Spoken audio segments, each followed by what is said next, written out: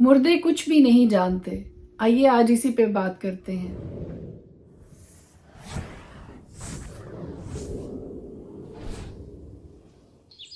خدائے قدوس کے زندہ جلالی بابرکت پر فضل نام میں ایک بار پھر آپ کو میرا سلام. میرا نام ایسٹر ہارون ہے اور ہر روز خدا کا زندہ کلام لے کر آپ کے سامنے آتی ہوں.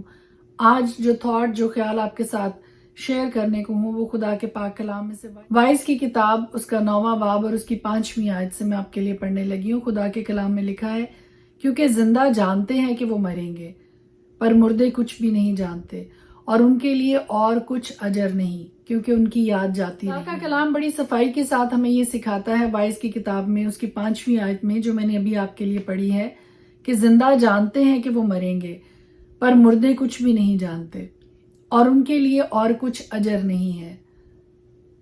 انہوں نے جو اپنی زندگی اس زمین پر گزاری کوئی اجر ان کی زندگی میں ایڈ نہیں ہو سکتا ہے, کوئی دعا ان کے کام نہیں آ سکتی ہے, کوئی مغفرت ان کے کام نہیں آ سکتی ہے, کوئی توبہ ان کے کام نہیں آ سکتی ہے مرنے کے بعد. وہ انسان جو مر چکے ہیں, رحلت فرما چکے ہیں, اس دنیا سے جا چکے ہیں, خدا کا کلام ہمیں ان کے بارے میں یہ بتاتا ہے کہ اب وہ کچھ نہیں جانتے ہیں اور نہ ہی ان کے لیے کوئی اجر باقی ہے, کوئی ریوارڈ, کوئی دعا, کوئی چیز اب ان کے لیے نہیں ہے کیونکہ ان کی یاد جاتی رہی ہے. صرف یہی وہ ٹائم پیریڈ ہے جو وہ زمین پہ گزارتے ہیں. میں, آپ, ہم جو زندہ ہیں, جتنا ٹائم پیریڈ ہم اس زمین پہ زندگی میں رہتے ہوئے گزار رہے ہیں, یہی وہ ٹائم پیریڈ ہے اپنی توبہ کے لیے, مغفرت کے لیے, دعاؤں کے لیے, نیکیوں کے لیے, ابدیت کی زندگی سنوارنے کے لیے.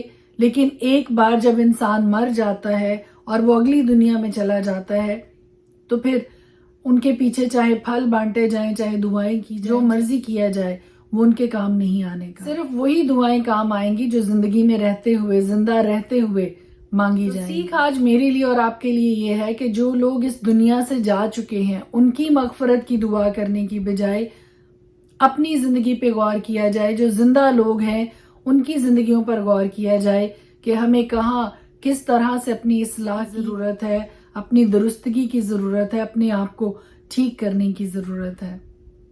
کیونکہ ابھی بھی وقت ہے کہ ہم اپنے آپ کو ٹھیک راہ پر لا سکیں, اپنے آپ کو رائٹ ٹریک پہ لا سکیں. لیکن ایک بار جب زندگی کی سانسیں ختم ہو جائیں گی تب کوئی بھی کسی کی مانگی ہوئی دعا ہمارے کام نہیں ہے. لوگوں کی مانگی ہوئی دعائیں زندہ لوگوں کے کام آ سکتی ہیں, لیکن زندہ لوگوں کی دعائیں جو وہ مردوں کے لیے مانگیں گے وہ ان کے کام نہیں ہیں. اپنا وقت مردہ لوگوں کے لیے دعا مانگنے کی بجائے اپنا قیمتی وقت اور اپنے قیمتی دعائیں ہم زندہ لوگوں کے لیے, ان کی اصلاح کے لیے, ان کی بہتری کے لیے, ان کی تبدیلی کے لیے, ان کی جانوں کے بچ جانے کے لیے دعا کریں, بوجھ کے ساتھ, آنسوؤں کے ساتھ, کہ خدا ہم میں سے ہر ایک کو سیدھی راہ دکھائے.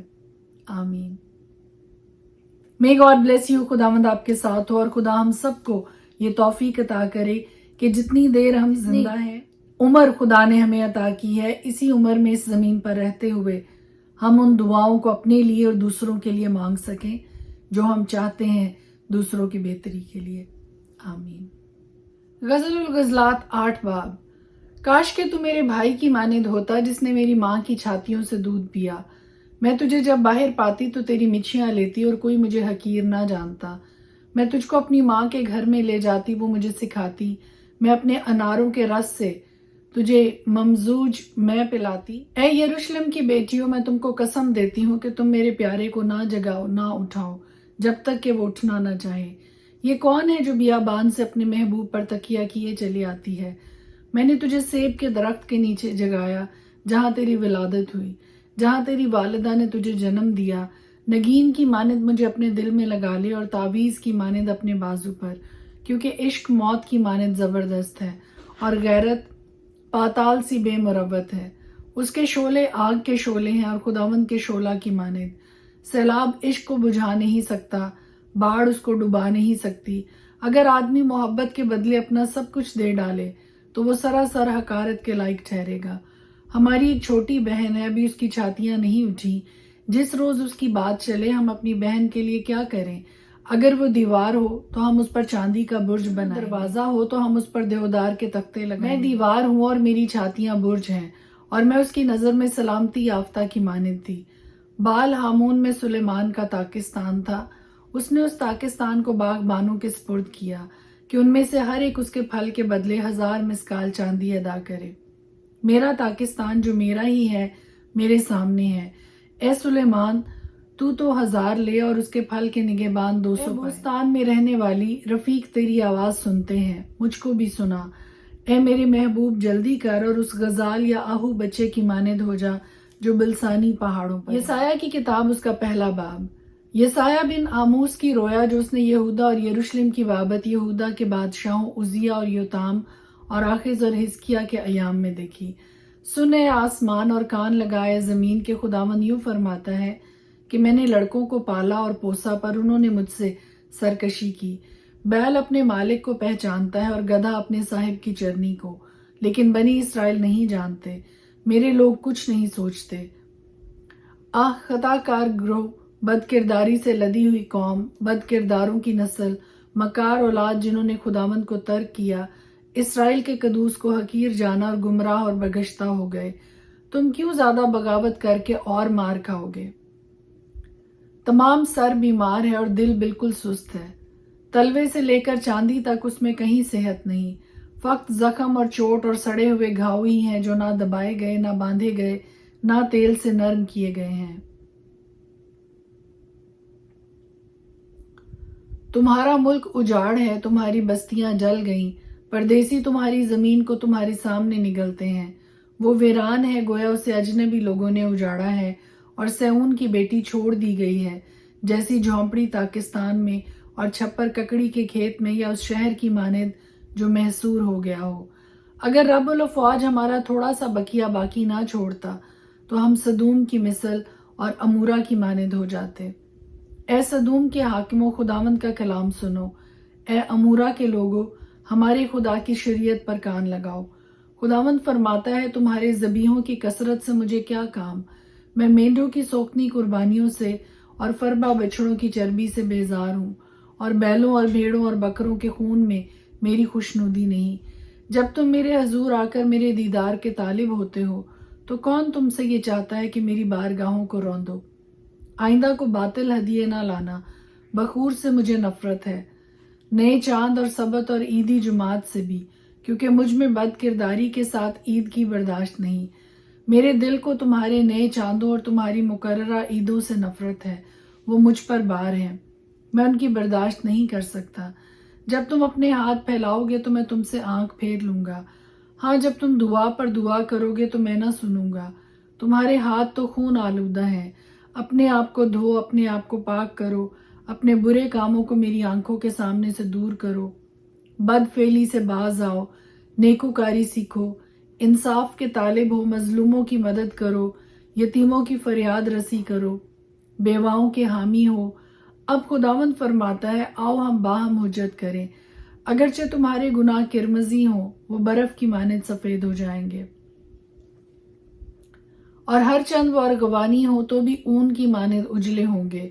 اگر تم راضی اور فرما بردار ہو تو زمین کے اچھے اچھے پھل کھاؤ گے، پر اگر تم انکار کرو اور باغی ہو تو تلوار کا لقمہ ہو جاؤ گے، کیونکہ خداوند نے اپنے منہ سے یہ فرمایا ہے۔ وفادار بستی کیسی بدکار ہو گئی، وہ تو انصاف سے معمور تھی اور راست بازی اس میں بستی تھی، لیکن اب خونی رہتے ہیں۔ تیری چاندی میل ہو گئی، تیری مے میں پانی مل گیا، تیرے سردار گردن کش اور چوروں کے ساتھی ہیں، ان میں سے ہر ایک رشوت دوست اور انعام کا طالب ہے۔ وہ یتیموں کا انصاف نہیں کرتے اور بیواؤں کی فریاد ان تک نہیں پہنچتی۔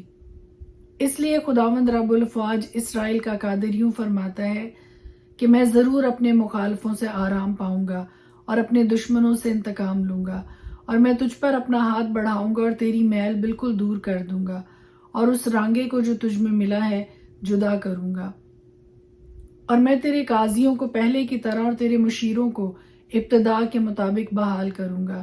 اس کے بعد تو راست باز بستی اور وفادار آبادی کہلائے گی۔ سیون عدالت کے سبب سے اور وہ جو اس میں گناہ سے باز آئے ہیں راست بازی کے باعث نجات پائیں گے، لیکن گنہگار اور بد کردار سب اکٹھے ہلاک ہوں گے، اور جو خداوند سے باغی ہوئے فنا کیے جائیں گے، کیونکہ وہ ان بلوتوں سے جن کو تم نے چاہا شرمندہ ہوں گے، اور تم ان باغوں سے جن کو تم نے پسند کیا ہے خجل ہوگے، اور تم اس بلوت کی مانند ہو جاؤ گے جس کے پتے جھڑ جائیں، اور اس باغ کی مثل جو بے آبی سے سوکھ جائے۔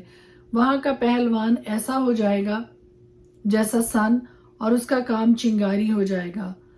وہ دونوں باہم جل جائیں گے اور کوئی ان کی آگ نہ بجھائے گا۔ یسایہ کی کتاب اس کا دوسرا باب۔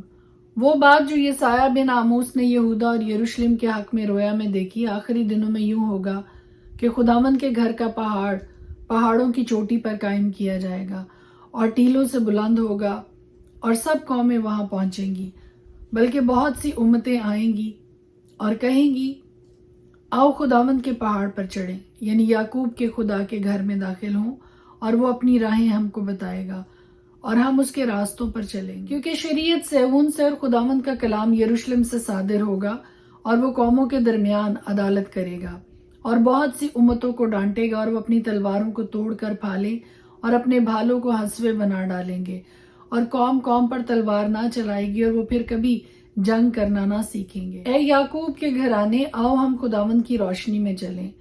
تو نے تو اپنے لوگوں یعنی یعقوب کے گھرانے کو ترک کیا، اس لیے کہ وہ اہل مشرق کی رسوم سے پر ہیں، اور فلسطینیوں کی مانند شگون لیتے اور بیگانوں کی اولاد کے ساتھ ہاتھ پر ہاتھ مارتے ہیں۔ ان کا ملک سونے چاندی سے مالا مال ہے، اور ان کے خزانوں کی کچھ انتہا نہیں، اور ان کا ملک گھوڑوں سے بھرا ہے، اور ان کے رتھوں کا کچھ شمار نہیں، اور ان کی سرزمین بتوں سے بھی پر ہے۔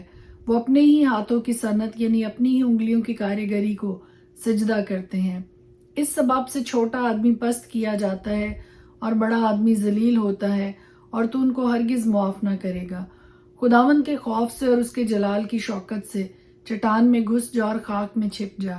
انسان کی اونچی نگاہ نیچی کی جائے گی، اور بنی آدم کا تکبر پست ہو جائے گا، اور اس روز خداوند ہی سربلند ہوگا، کیونکہ رب الافواج کا دن تمام مغروروں، بلند نظروں اور متکبروں پر آئے گا، اور وہ پست کیے جائیں گے، اور لبنان کے سب دیوداروں پر جو بلند اور اونچے ہیں، اور بسن کے سب بلوتوں پر، اور سب اونچے پہاڑوں اور سب بلند ٹیلوں پر، اور ہر ایک اونچے برج پر، اور ہر ایک فسیلی دیوار پر، اور ترسیس کے سب جہازوں پر، غرض ہر ایک خوشنما منظر پر۔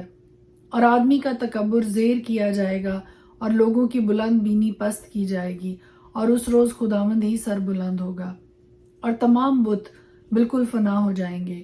اور جب خداوند اٹھے گا کہ زمین کو شدت سے ہلائے، تو لوگ اس کے ڈر سے اور اس کے جلال کی شوکت سے پہاڑوں کے غاروں اور زمین کے شگافوں میں گھسیں گے۔ اس روز لوگ اپنے سونے چاندی کی مورتوں کو جو انہوں نے پوجنے کے لیے بنائی چھچھوندروں اور چمگادڑوں کے آگے پھینک دیں گے، تاکہ جب خداوند زمین کو شدت سے ہلانے کے لیے اٹھے تو اس کے خوف سے اور اس کے جلال کی شوکت سے چٹانوں کے غاروں اور ناہموار پتھروں کے شگافوں میں گھس جائیں۔ پس تم انسان سے جس کا دم اس کے نتنوں میں ہے باز رہو، کیونکہ اس کی کیا قدر ہے۔ خدا کے پاک کلام کے پڑھے اور سنے جانے پر اس کی خاص برکت ہو، آمین۔